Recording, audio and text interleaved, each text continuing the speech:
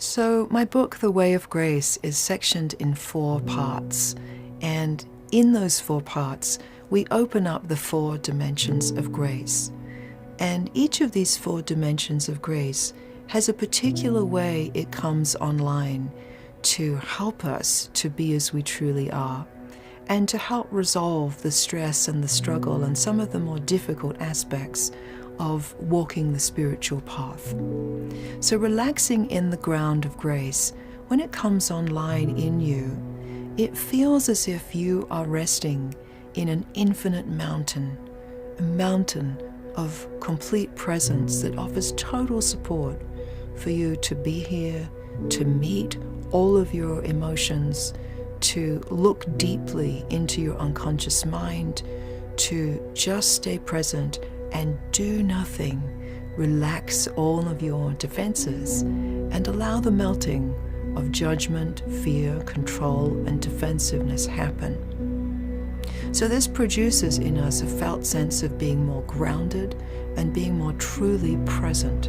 It helps us to really gain traction on the path and to recognize we are completely and totally supported by the cause of all being. So when we receive the blessings of grace, it feels as if we are in a cosmic shower of divine light, love, in even celestial blessings that fill our inner cup exponentially and awaken us to the recognition that even though we might have gone through many very difficult things in our life, we are inherently loved and valued and nourished. And so the blessings of grace all helps us to come into the receptive condition through the virtues of trust, humility, patience, and joy. They help us to open and be sustained by divine love. The transforming power of grace, when it comes online, has a very profound felt experience. It's a little bit like how you might feel if you happened upon a majestic waterfall, perhaps in somewhere like Hawaii or in the high mountains. When you come upon a vast waterfall, for most of us we feel a sense of awe, a sense of majesty. We feel the power of something so much greater than ourselves. And if we really observe the waterfall, we notice that what it does is it bridges one dimension of earth to another, but that it flows gracefully over and around tough terrain.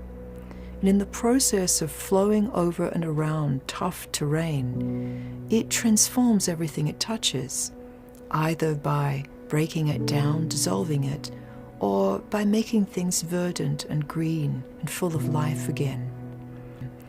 Often in Sufi poetry, we'll hear Rumi talk about the wine.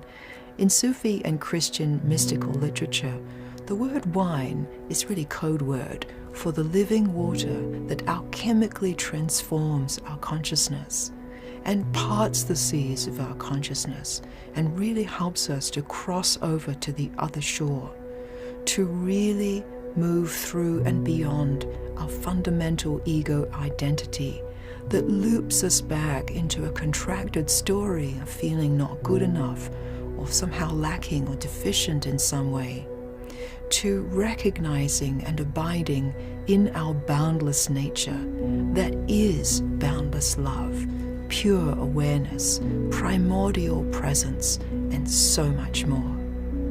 And from that, to live into the embodiment of grace. So the embodiment of grace feels like being a human fountain. And in the same way that if you witness or observe a fountain, you'll notice that the living water comes up through the center line and it opens out, it spreads out and then recirculates itself.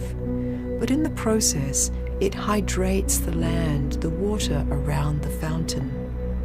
And so the true purpose of your life, of all of our lives, is not only to live in beauty, live in truth, live in peace, live in fluid harmony, live in awake awareness of what is real and true, but also in the process for your way of being to nourish, fertilize, sustain, create beauty and benefit in ways that help and heal, and collaborate together to create new possibilities for us all. So that's really why I've written The Way of Grace, is I want that for you. I want that for our world. I want more of us to become that grace delivery device, to live our lives as a human fountain, expressing and sharing and emanating all of our divine qualities in service to our world.